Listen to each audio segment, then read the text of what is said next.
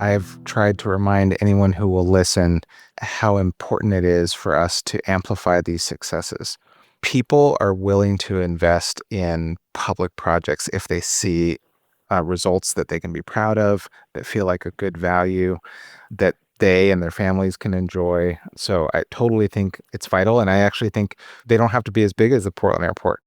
Even small interventions that really shine, that really sing and draw people and become these shared spaces become really important. What if our cities weren't in crisis, but in a redesign phase? What if the West Coast, long hailed for bold experiments in urban planning, is a victim of its own, now stale, success?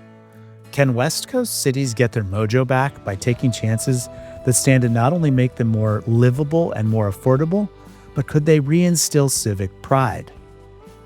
Welcome to Pacific Time, the podcast where we ask the big what-if questions about the West Coast's challenges, opportunities, and the potential for independence. I'm your host, Greg Ammerfell. Today's guest is Nolan Lienhart, our first guest from the very cool and very beautiful city of Portland, Oregon. He's the urban planning director at ZGF, the architecture and planning firm behind some dazzling West Coast projects. Can bold projects rebuild civic pride and trust in West Coast governments? Nolan's answer? It's an unambiguous yes.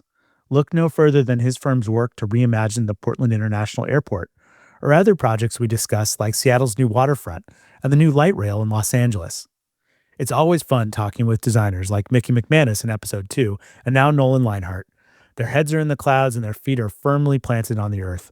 In other words, they dream big and they're exceedingly mindful of practical realities and constraints. Nolan offers a grounded, thoughtful look at what's gone wrong in West Coast urban centers and what it would take to get it right.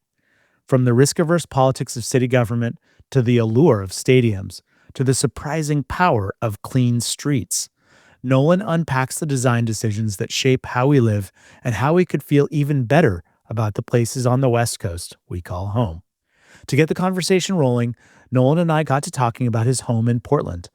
Once heralded for its visionary urban planning, post-pandemic, it's earned a reputation for urban fragility. I asked Nolan about how both of these narratives got off track. There's probably layers of where the narrative went off track rather than one symptom. I'll take a bit of a cheat and say one of them was over-romanticizing how we got here and what we had accomplished in the 70s, 80s, and 90s. I think when people look back, they assume everything was perfect and everything was easy and everything we tried to do succeeded. The reality is that we were a normal American city who maybe overachieved in a period where other cities were wishing for a comeback, wishing for a recovery. So we were out a little bit ahead, but, still fundamentally had the challenging issues that cities have. So I'll just say, the sort of Portlandia effect may have overestimated the level of a success we achieved and for whom. I actually think, that connects to the second piece, which is a pivot, which I started to see around 2010, away from some of the livability and placemaking story toward a little bit more of the economic development story. How do we ensure that these rising prices aren't impacting specific communities, displacing people? There were consequences of success. And so I think that is, high cost of living has contributed to homelessness. It's contributed to struggles for business. So some of those things were in place well before the pandemic. And it's worth paying attention to the fact that this is not totally a departure from success, but in some ways the struggles we're having may be related to the success. So those are two things I would note. The second thing I would note is that a good friend of mine who was deeply, deeply involved in a lot of the success story of the 70s and 80s noted that Portland had lost a sense of tolerance. And I said, I think we're a pretty tolerant city. And he said, no, I mean, in the public-private partnership sphere, there's less tolerance for experimentation. There's less tolerance for innovation. There's less tolerance for failure. All of which are things that need to happen to do things like light rail for the first time in a way that we were doing in the 80s. Streetcar, which we launched in the 90s, right? A lot of firsts that we did required a patience, a willingness to experiment, and a tolerance for that risk. And what's interesting, and I'm so glad we're having this conversation right after I'm coming back from Denver, where all these people from cities around North America and beyond are talking about their struggles, their successes, is that on stage, they had many of the people who put Denver Union Station together. Phil Washington, former general manager of RTD, their transit district, said, "I don't think we could get away with this today. I don't think public agencies are given the leniency and the good faith to take a big risk the way we did, and just put together all the pieces and give the time and space to figure it out that we had." And so a good example of that, they noted that they actually acquired the land, unlike some of the public-private partnerships that we've done here in Portland. They acquired the land for Denver Union Station well before they actually had a plan for what to do with it, had funding in place to implement a lot of those things. But they said, now's a good time to acquire this land and then we'll figure it out. So that sort of made me feel good because it was just a reminder. And, we work in Seattle and a number of other West Coast cities, that Portland is not alone in these challenges, even though we may be a poster child for how deeply they've been felt here. And part of that is also contrast.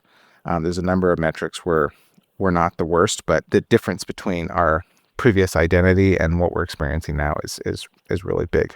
So that idea of tolerance defined as, kind of appetite for risk, you're observing not just in Portland, but really in lots of major cities on the West Coast and elsewhere. I think that's right. And I think particularly around these public agency projects where at the end of the day, there's a mayor or there's a bureau director that has to be the face of something that may or may not go well and is going to cost a lot of money.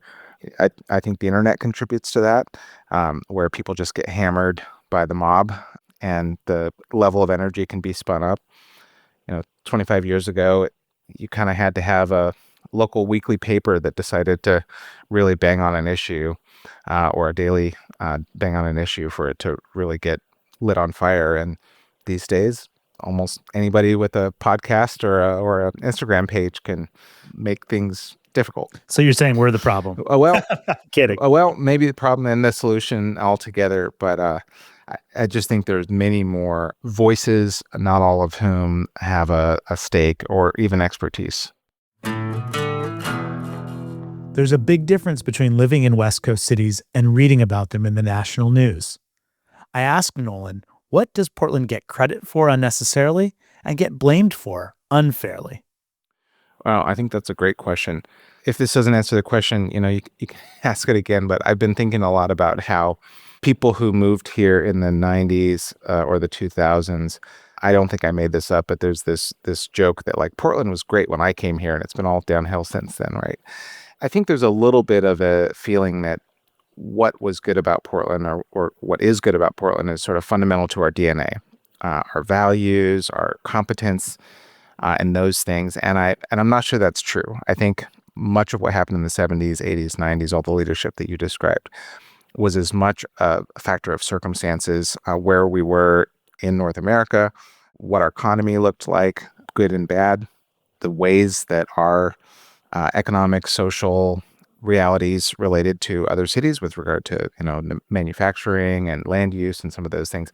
We had a lot of bones in place that made that possible, and even political leadership. So there's things that we may have thought, well, that was supposed to continue forever, right? This is who we are fundamentally. So I think we've taken credit for that in a way that maybe some of it was deserved.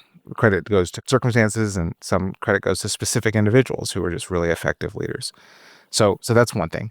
I think the natural beauty of Portland, John Tapania, I think at Eco Northwest came up with this idea of it's either the lifestyle dividend or something basically to indicate that people are willing to work in Portland for a little bit less than they would do that same job in Boise or Sacramento or something because of quality of life. It's sort of a sustaining feature in a way. The thing that we can't screw up, knock on wood, is the environment outside of Portland.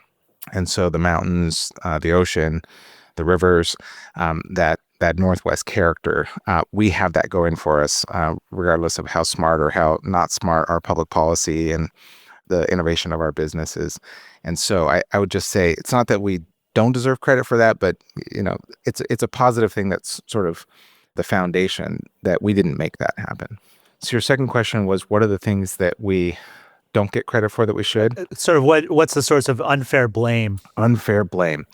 For a variety of reasons, the national media in 2020 focused on the fires and the protests and conveyed a sense of dysfunction that was probably amplified beyond reality. Not to say that we don't deserve some blame and our leaders don't deserve some blame for that, but between the contrast, again, between our image and the reality on the ground, I think that made it a very appealing national story. The sort of red-blue politics of it made that a appealing story. So I think that amplified bigger than maybe we deserved. And I also learned something about just the power of the digital image. And there were some nights when we'd be having a barbecue on the back terrace, never knowing that something was happening 2 miles away at City Hall or the federal courthouse. And then, you'd open the news and it would look like a war zone.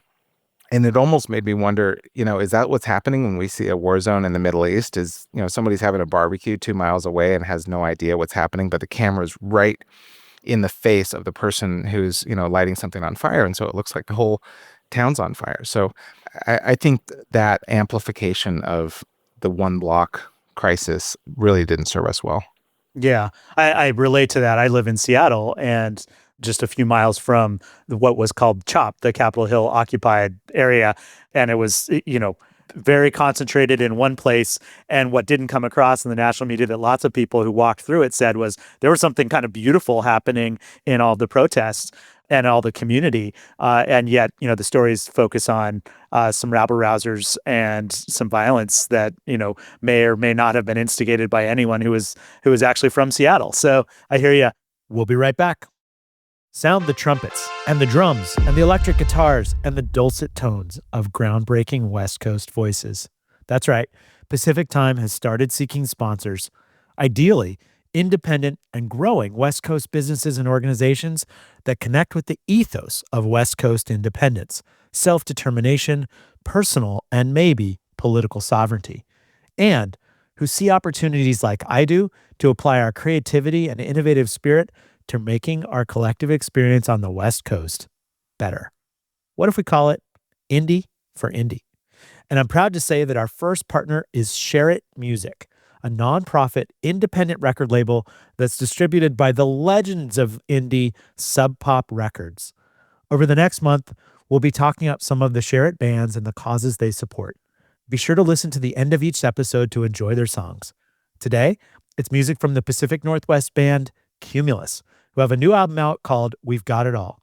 I just listened to it on a road trip across the Southwest with one of my kiddos, and in the words of my teenage boy, it's got some bangers.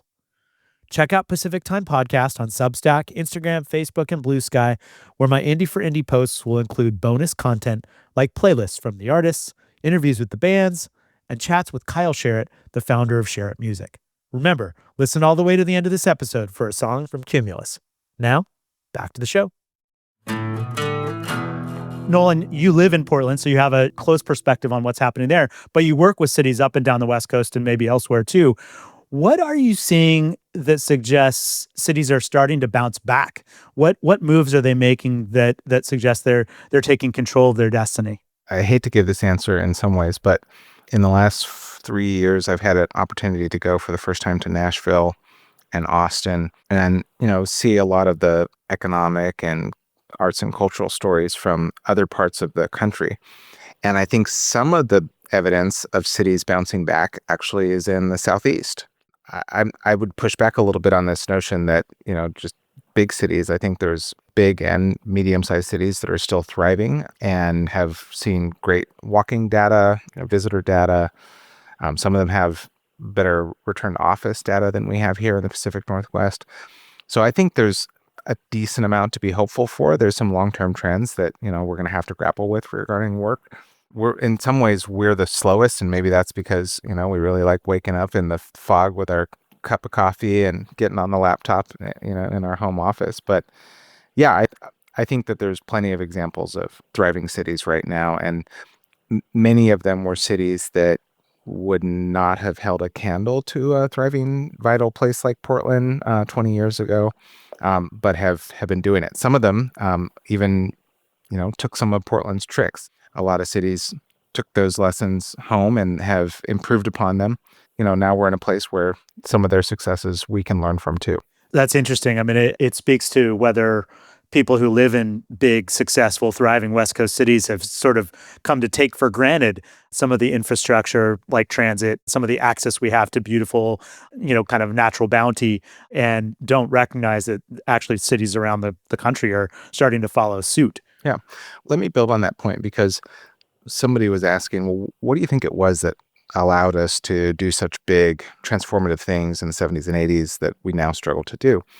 And I think it's easier to follow a big, audacious vision when you are looking at a city that's really struggling and really needs the Hail Mary, really needs a big transformative move. Whereas, once you've achieved a certain high standard of quality of life, I think there's certain people who look at the big transformative thing as a risk. Hey, don't screw up this thing that we have going here, right? Things are pretty good in my neighborhood. I don't want this new bike lane, this new streetcar lane, this multifamily housing project down the street. And so I think there's a little bit of that more you achieve, the less interested you are in the big transformative change. Yeah, I was wondering if you observe, kind of big thriving cities as a bit the victims of their own success. Seattle has 50,000 people a year moving to it. That's not slowed down despite COVID or despite economic downturns.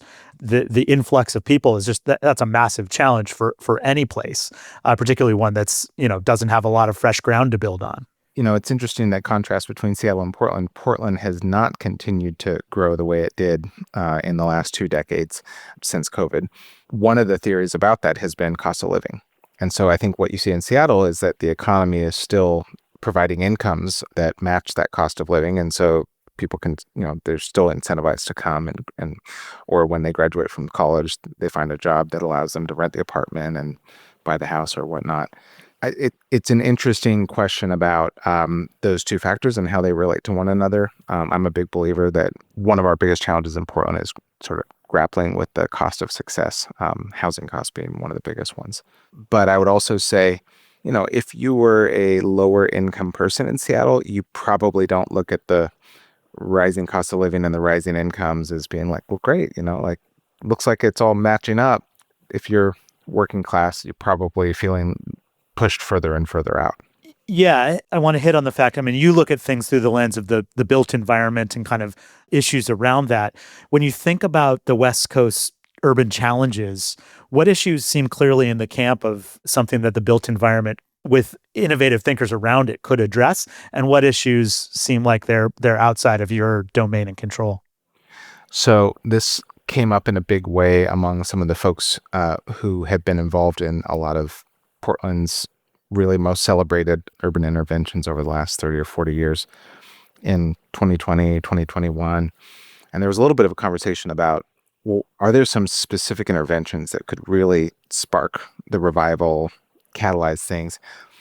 And I was sort of feeling like, let's all go to our neighborhood association. Let's go to our, civic organizations and plug in other ways, because we did so many things well from the urban design placemaking perspective, and we're still here. It's almost a reminder of the limitations of design and placemaking.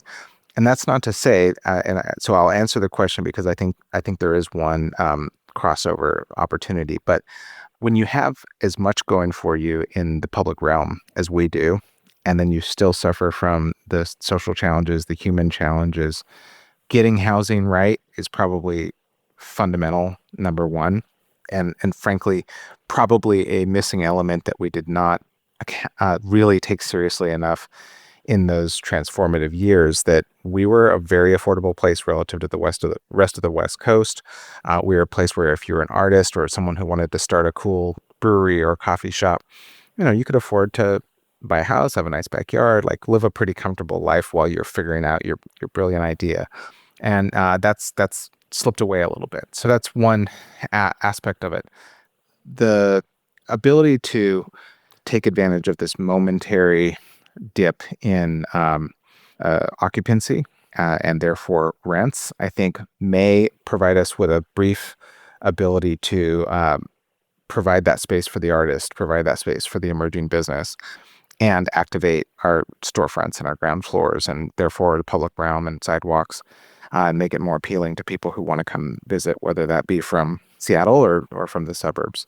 So I think taking advantage of that moment is really important. And it may be that it's as much about the private real estate side as it is about public realm improvements. But I still believe that fundamentally high quality parks, plazas, streets, transit, that those things bode well. And if people from 40 years ago came to Portland, and maybe it's 45 now, pre-light rail, pre-Pioneer Square, I think they'd still look around and say, wow, you guys have a lot going for you, right? Like, it sounds like there's some folks who are struggling and you need to give that attention, but the public realm is good and we've got opportunities to make it even better. When I think of your firm, ZGF, I think of the Portland International Airport and the absolutely stunning architecture that's represented there.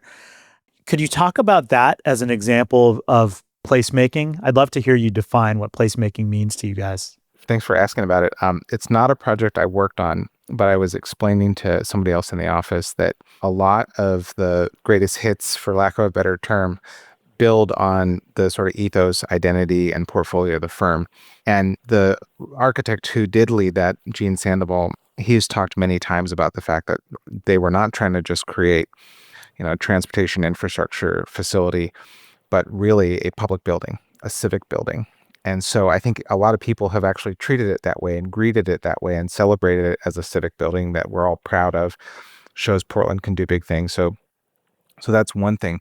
The other is that after you go through security, there will be retail on both sides of you. And the space in between those retail is going to be designed in some ways like a street, with benches, with lighting, and the spacing will be similar to a street. And so there was a little bit of philosophy about really treating it like an urban design project, even though it's inside a building. So you really hit on something that was in the mind of the designers. And I think sort of core to the ethos is us as a firm that does great architecture and great urban design and likes to integrate the thinking of those two things rather than thinking of them as two separate exercises. Well, and to me, it's a really interesting example in this conversation of how big projects can be hugely symbolic and inspiring and identity forming for people who live in Portland or people who are traveling to Portland. And yet, in contrast to probably a lot of your other projects where they may not be so grand, they may not be so visible, but wow, like when you get transportation right or you get public parks right, that's the stuff that actually makes a city really livable and really gets people to stay and celebrate where they live. Totally. The obvious way to think about an airport or a train station, which I'll get back to in a moment, is as a gateway to your city. It's the first thing people experience when they arrive. It's the thing you experience when you leave and then come home, right? It's shared, right? It is public in that way. The other thing, though, and you sort of hit on this in Denver, this panel that I watched was about Union Station. Union Station had really been run down, and it was in an industrial area, so it wasn't a place that people were using as a gateway to the city or anything like that at all, or a place to go have lunch or dinner, all the things that you can do now. But they said while they were working on the planning and design, they said, this is going to be the backdrop at the commercial break for NFL games. And and I thought, I wouldn't have thought of that as a goal of a major public infrastructure project, but sure. And they said once they were done, and it was, right, it was just like, let's cut to commercial break. And there's that shot of Union Station. So I don't know, maybe we need for Blazer games, they need to have a shot of the inside of the Portland airport, because I totally agree with you. These big public projects become part of the identity of the city, part of the imagery of the city. And they're the thing that people remember when they go home, like, wow, that airport like blew my mind. That was so great. Who's doing great at urban planning right now? Well, urban planning, big category. And so there's a lot to learn from different places. I think if you zoom way out, I think Portland and Oregon are still doing some things that are cutting edge, and some of them will take time to turn out results. We've done some zoning reform. Minneapolis has been sort of moving alongside us in some zoning reform that I think is really important in terms of getting more flexible about unit size and type, and eliminating some of the restrictions that have made housing growth and housing diversity possible. Seattle waterfront right now in our space, I think that's something really to be celebrated. The way that they have transformed a industrial waterfront with a freeway running alongside it, really separating the city from one of their most valuable assets, the water, and then turned it into this thriving public space. If people who haven't spent a lot of time in Seattle may not appreciate what an obstacle just the terrain is, it's these very steep hills that come down to the waterfront. And so one of the aspects that I, even understanding the design and the concept pretty well, didn't anticipate was how important it would be to have this really strong stairway down to the waterfront and sort of facilitate people's movement from the Pike Place Market down to the waterfront. So you could always walk down the streets of Seattle to the waterfront, as steep as they are. I have a 1-year-old right now, so I spend a lot of time pushing a stroller. I would not want to walk down those steep streets with a stroller in front of me. But so they've made some access improvements that I think are just as important as the sort of linear waterfront improvements as well. And that was always the goal: is strengthen those connections back into the center of the city as well. So I'm pretty excited about that. I don't know. I think most cities right now have something good happening in the urban design and planning space to be proud of. Nobody stands out in an exceptional way right now. 6 or 8 years ago, I would have said Denver and that public realm around the station. That was sort of the best in class, and somebody else will be a couple years from now. I want to go back to your friend's comment about Portland losing tolerance, and really I interpret that as tolerance for risk. Do big projects like the Portland Airport or the Seattle waterfront or the Denver Union Station area, do those contribute to rebuilding public trust in government? 100% yes. And I have tried to remind anyone who will listen how important it is for us to amplify these successes. People are willing to invest in public projects if they see results that they can be proud of, that feel like a good value, that they and their families can enjoy. So I totally think it's vital. And I actually think they don't have to be as big as the Portland Airport. Even small interventions that really shine, that really sing and draw people and become these shared spaces become really important. And we spent a little bit of time working with Project for Public Spaces a few years back, and they sort of focus on this notion, which they didn't say this when we were working together, but there's this tool that I learned about in grad school called the Lynch map. And it's this notion that we all have an image of the city in our minds, and that if I gave you a piece of paper and a pen, regardless of your level of design capacity and competence, you'd be able to basically do a diagram of the city as you understand it. And everybody's would look a little different, right? Yours might involve the dog park down the street, or your elementary school if you're a kid or something. But when you put them all together, the overlap of those starts to illustrate what are the shared spaces, right? Like, what are the things we all have? And so in a city like Portland, we might all have Pioneer Square.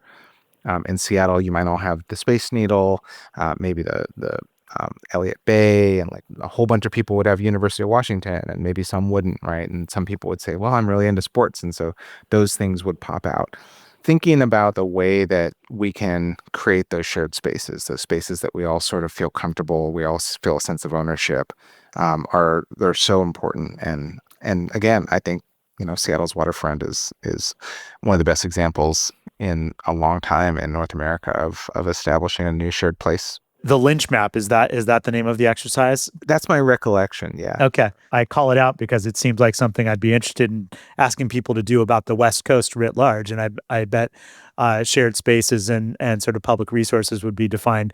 And yet also, I bet there are crown jewels, our national parks and our coastline and other things and our cities and our sports teams could all kind of rise to the fore. Well, and let me make another somewhat humorous observation about that process that we led with Project for Public Spaces. They have a tendency to ask people sort of, when you look at the central city, what are 10 places that stand out to you as being, places you feel welcome, places you feel happy, places that you want to be? And then, everyone shares theirs, and, we look at where there's common overlap. And when they did that for Portland on a project that we worked on together, the place that came up the most frequently was the Motor Center where the Blazers play. And I would say it is a place that has fairly low placemaking and urbanism value because, like most sports venues, it's really active when there's an event or a concert, and then it's really not when it's not. And I think since the Motor Center was developed, sports teams and entertainment venues have tried to be more integrated with the city, have tried to have more reasons to be there throughout the day, the week, the year. But I sort of scratched my head and I was like, well, why would that be? That this place, which is not that well integrated, you never find yourself just happening to meander by like you do with Pioneer Square. And the reason was, when you go to a Blazer game, you're surrounded by other people who came there for the same reason. They may be very different from you, but you're all, wearing red and black and cheering for the same team. When you go there for a country music concert, everybody there, even if there's not that many country music people who live within 2 miles of that site, everybody there, coming from all parts of Oregon, Southwest Washington, they're all there for that country music concert and so on, right? Disney on Ice, whatever it may be. So there's a really strong sense of community. So I would say, as much as I would advocate for us to be doing projects of, high quality of design, placemaking, activation, vitality, there's also something to be said for, a table that is set up and the meal's different every night. And it sort of accommodates those community gathering moments that can be organic, can be varied, and isn't so tightly designed for a specific purpose, specific use, and a specific form and expression. People do like pop-up shops, don't they? Yeah, yeah, And food trucks. yeah. Adaptable, dynamic. There's something charming about temporary that Yeah. is hard to displace. Nolan, you focus on urban areas, but how would you characterize the relationship between West Coast cities and their suburbs? It's interesting. One of the panels at the Urban Land Institute spring meeting was called "The Future of Downtowns is in the Suburbs."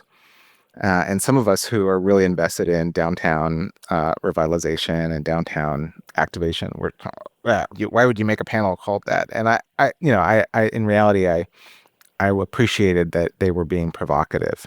One of the things that I think we're seeing throughout North America, but especially here in the Pacific Northwest, is suburban centers who are raising their game when it comes to urbanism and walkable spaces and food and bars and plazas and things like that. So, during COVID, most of us were closer to home, and that might be the neighborhood main street and the coffee shop and whatever, playground, the library, all those things, because we weren't coming all the way into the office every day. But there was, I think, even before COVID, a sense of greater investment in secondary, tertiary urban centers.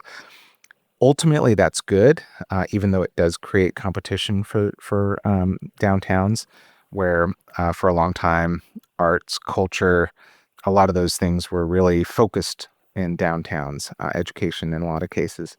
I think downtowns will survive. They will thrive for all the reasons that they have for hundreds of years.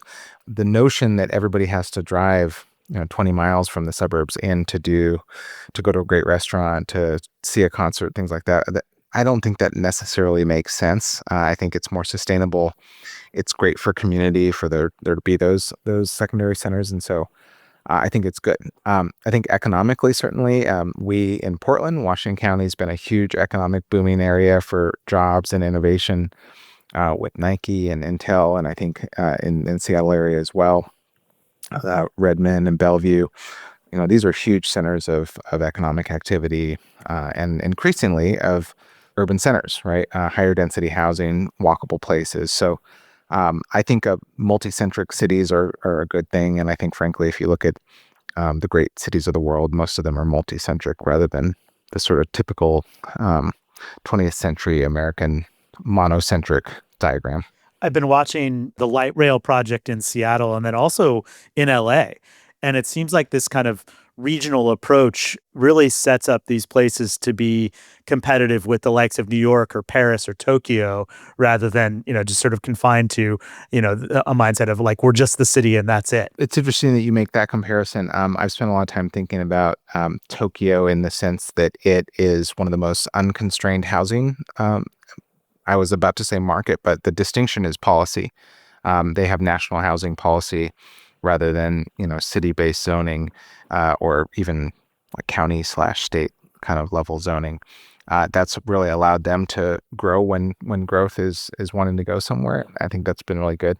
Paris has had significant growth too, but I think their real marker of distinction has been their investment in transportation, their investment in public realm, their willingness to sort of design streets for people and reorient it in that way. I think what both of those have that most American and North American cities have still not gotten anywhere near is just the willingness to leverage density. And so if you just look at the difference between like downtown Portland and downtown Seattle, I actually think their occupancy and vacancy rates are not that different. But the amount of people on the street feels higher in Seattle because you have just more density of real estate, housing, hotels, office space, retail. So just by having more space, if you have the same vacancy rates, you're going to have more people in the place that has more space. So just math. And I think that if we had more people within the 5 mile radius that you draw, obviously in Seattle, 5 mile radius is a huge amount of water. In Portland, one of the nice things actually is that if you drew a 5 mile circle, like so much of it is neighborhoods, but much of it is still pretty low density neighborhoods. And I'm not saying, we're ever going to have high density in the West Hills or anything like that, but to be Paris, to be Tokyo, to have that level of urban vitality and amenities, it's a pretty different picture when it comes to density and population. One thing I want to zoom in on is your point about national policy in Japan and how that influences the nature of Tokyo. I'm curious. I mean, this is a show that's very much exploring the distinctions between national and local. What dependencies do West Coast urban areas have on the federal government, and what will cities do if federal support goes away? Somebody who's smarter about housing policy and funding could answer that question, and I'm sure it would be interesting. The area that I'm most familiar with is just transportation infrastructure. We still do most of our big transportation projects with a lot of federal funding. Knock on wood, I don't know if there's any close. I have a lot of hope that they will continue to invest in those. I think there's a pretty strong understanding of the critical role that transportation infrastructure investment plays in local, regional, and national economy, the construction jobs, all those things. So I'd like to see those continue, but that's really the biggest is those big investments. And I would even say programmatic investments, planning level investments. There's just a lot of ways in which making the cities that we'd like to live in 20 years from now has involved partnership with the federal government. Are there forms of federal involvement that cities will be all too happy to see disappear? Yes, and I can't go into. I mean, I'm not close enough. If I worked at a city or regional department of transportation, I'd probably have the list for you right away. But yeah, there are some ways in which responding to the bureaucratic requirements of the federal government is more burdensome than helpful, or it's like the money's really helpful, but the time it takes to get the money is less helpful. Portland Streetcar actually built their first line without the federal government as a partner, in part to get it off the ground quickly, demonstrate its value, and then go for federal money in the subsequent phases. And that was very intentional because they knew how long it would take to try something with relatively little precedent and something that was going to be a catalyst for the River District, which is right out the window for me. That's why I'm sort of gesturing. But I think they knew like, hey, we need to get this going in order to stimulate this district. But also, we need to get it going to prove its usefulness and its utility and in the business model. And then once we've got some data about it, then we go to the federal government and we say, hey, what we're building is more of this. Help us do it. So that's a good example of where they understood working with the federal government would actually lengthen the process and maybe make it not possible. There's this line that in our democracy, states are the sort of laboratory, right? But it sounds like in the realm of urban planning, cities have to be the laboratory that then can win support from states and from the federal government as well. Great observation. We probably have not spent as much time celebrating the way that individual cities can be laboratories of urbanism and then inspire one another to say, wow, look what they're doing over in Austin. Let's do one of those. And at least from my vantage point here in Portland, a streetcar was a great example of that. Light rail's been a great example of that, where we sort of set the standard and then others said, let's do that. And now it's all over the place. Let me ask this question in a couple ways. What bold urban planning ideas excite you right now around the country, around the world? What places should West Coast city leaders be visiting in order to glimpse their future? I am visiting the Netherlands for the first time this month, and it's that's probably the same answer that some urban planners would have given you 20 years ago. Maybe that's not the cutting edge answer, but I still think one of the mistakes that we make in the sort of broad urbanism discourse circle is assuming that there's something just, again, in the DNA of different places that make some places, more or less amenable to a good idea when it comes to urbanism and transportation. Folks in Amsterdam or Copenhagen, they love to show the before and after pictures saying, hey, in the 70s, we were actually quite a car-oriented society as well. We had cars parked in plazas and on narrow streets, and we've repurposed those spaces. It's another thing that Paris has done really well, is just turning some streets into plazas, still contributing a really important transportation role for pedestrians and bicyclists, but just saying it's going to be slower. It's going to be, we're going to have trees and gardens and things like that.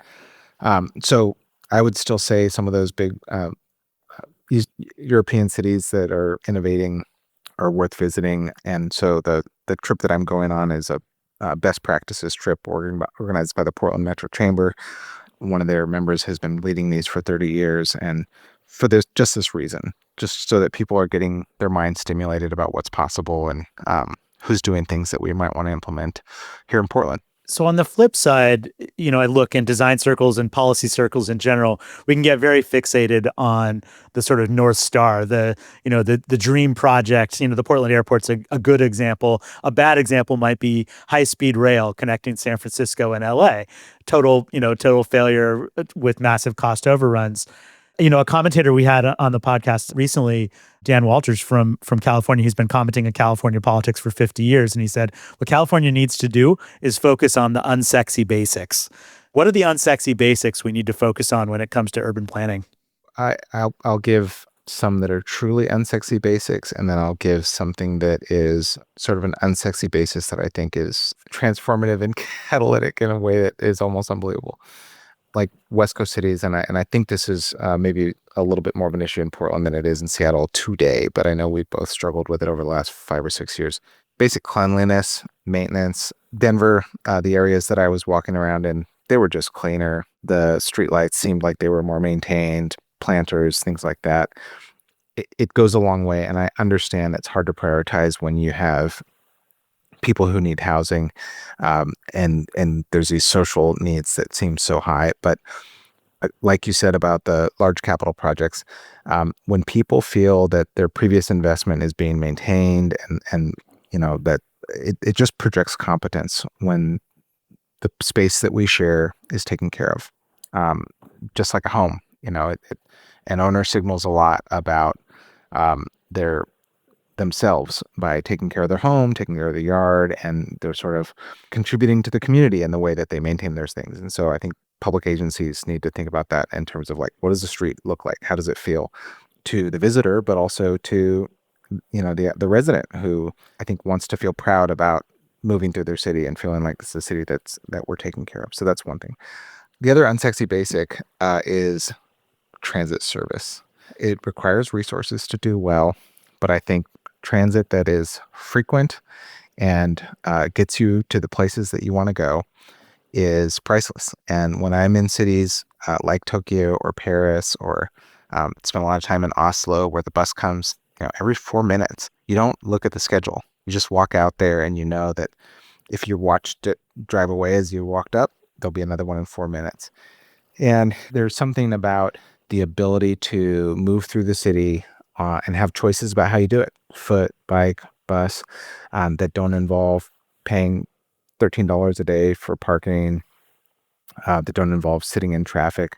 I'm not saying that, it's social engineering and we should make everyone move that way, but having it as a real choice, even I think Portland punches above its weight, frankly. I think TriMet does a great job, but it deserves more resources. And I think more people would ride transit if you knew it was going to come quickly and it was going to take you to all the places you need to go. Yeah, I live in a neighborhood in Seattle that just rolled out rapid bus transit between our neighborhood and downtown. And I can't imagine ever getting in an Uber or driving my car in that corridor. And that, by the way, that corridor connects to light rail to the airport. It's by far the most predictable and cheapest way to get to the airport now. So that's an example. It's funny, for years, the narrative was that Seattle was behind Portland on light rail, and that, Portland had these beautiful light rail stations and corridors, and that, we had these plans for transit-oriented development around light rail, and Seattle was catching up. But while Seattle was not building light rail, they were building out this really robust rapid bus network. And so now we're building our rapid bus network. We've got one line built, one in design, and one that's in planning. I actually think that bus is way easier to get to more places, as Seattle is illustrated. And like you say, I mean, it's a great way to get around for most people. And we're not going to get light rail to all those places anyway. So, yeah. A big part of this show is asking the what if questions about the West Coast and kind of speculating from a place of, hey, what if we had a blank page to draw from? So let me ask you some what if questions. What if we built a city around climate resilience instead of cars? So I'm going to pivot this question, because one of the things I've spent some time thinking about and want to spend more time thinking about is the idea of new cities.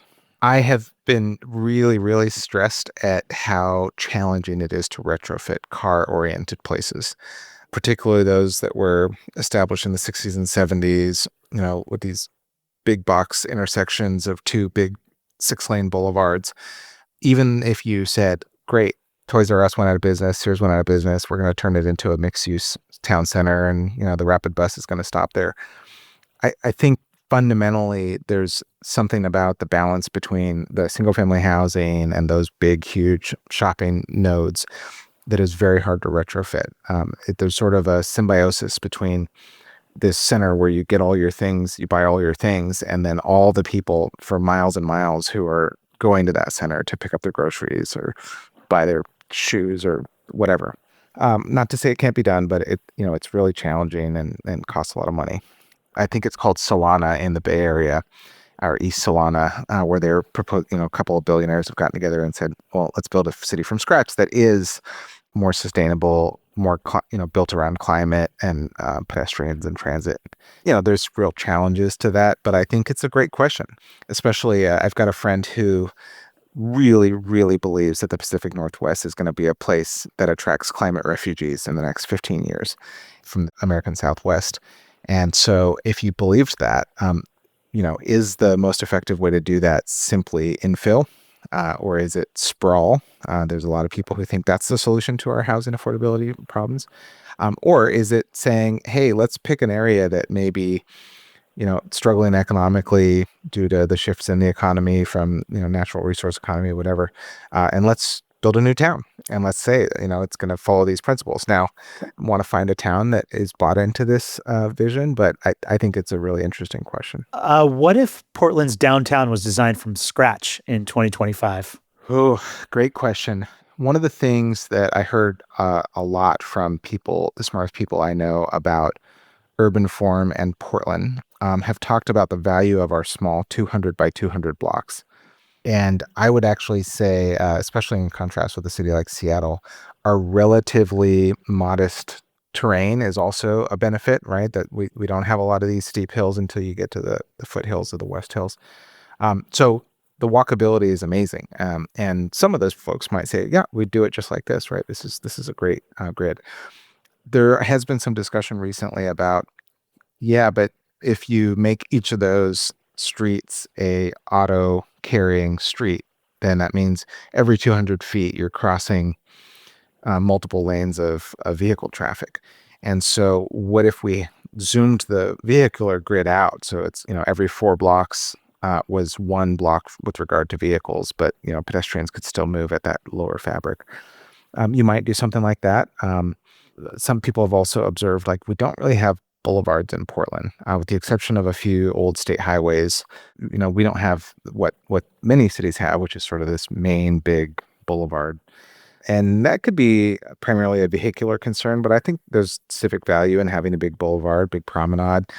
Many of our streets are 60-foot right-of-way, which sort of neatly fits in 12-foot sidewalks, 8-foot parking, and then 10 or 11-foot travel lanes.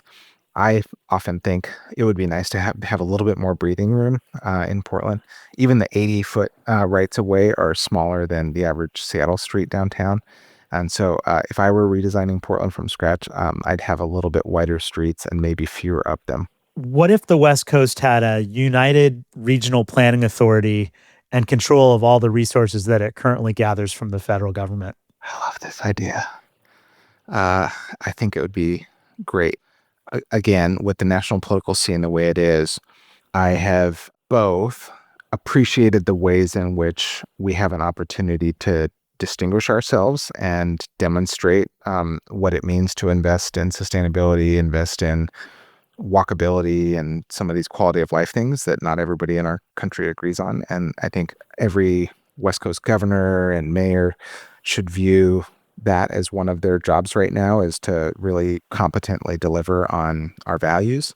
But I also think, if we did have a big region or regional government with resources that could do some of what the federal government does, I think it'd be way easier. And I think we'd agree on more.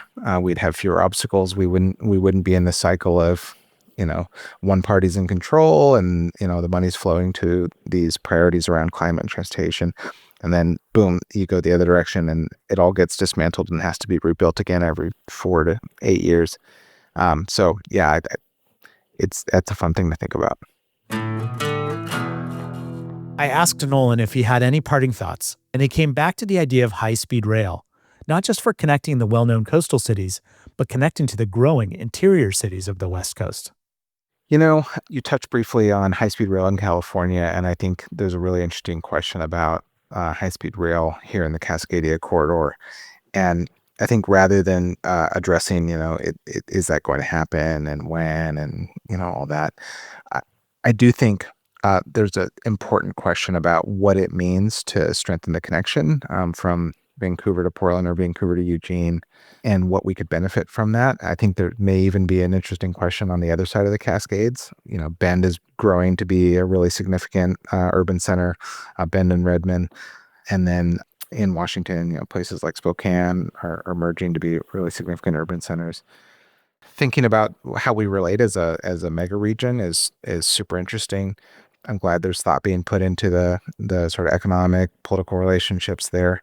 We're still a really low density mega region compared with most of the other regions we've talked about today. We're relatively disconnected. Highways are great, but you can't take a train from Portland to Bend. In fact, you can't take a train from Bend to anywhere.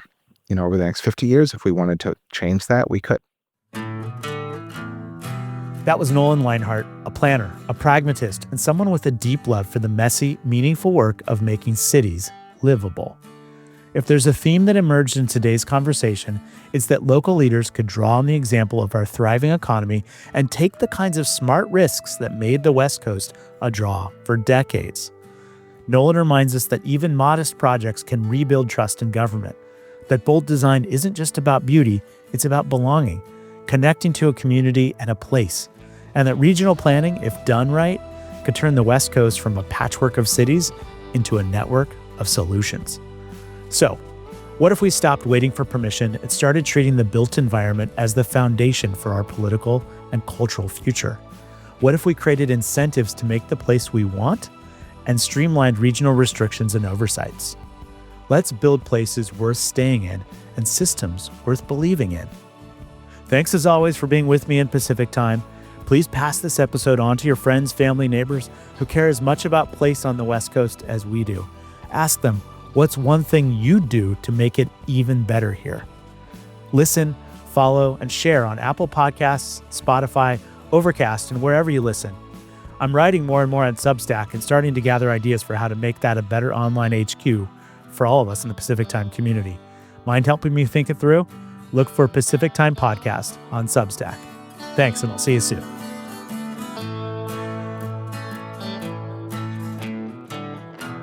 There's a treat for staying to the end.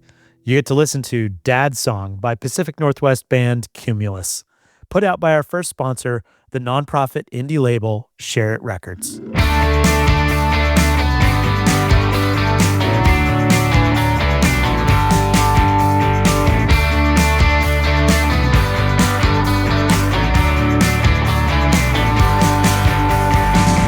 I remember sitting on your shoulders, singing to every line.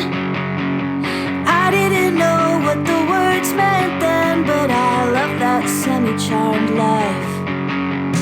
Minor notes in the passenger seat, you taught me all about broken hearts, the birds and the bees, and the joy of singing out loud. You taught me how to listen, all about the human condition, where to find good when it's hidden. You wear your heart right on your sleeve. Dance like nobody's watching, rocking out like nobody's knocking. Sing along when everyone's talking. That's you, and now that's me.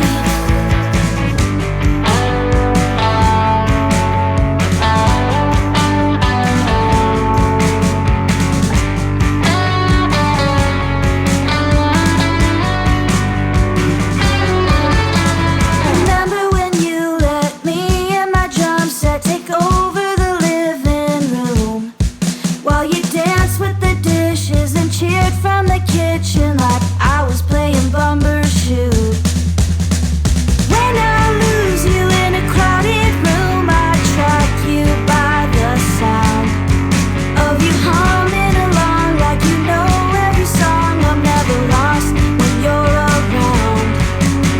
You taught me how to listen, all about the human condition, where to find good when it's hidden. You wear your heart right on your sleeve. Dance like nobody's watching, rocking out like nobody's knocking. Sing along when everyone's talking. That's you, of course that's you. That's just what you do. That's you, of course that's you.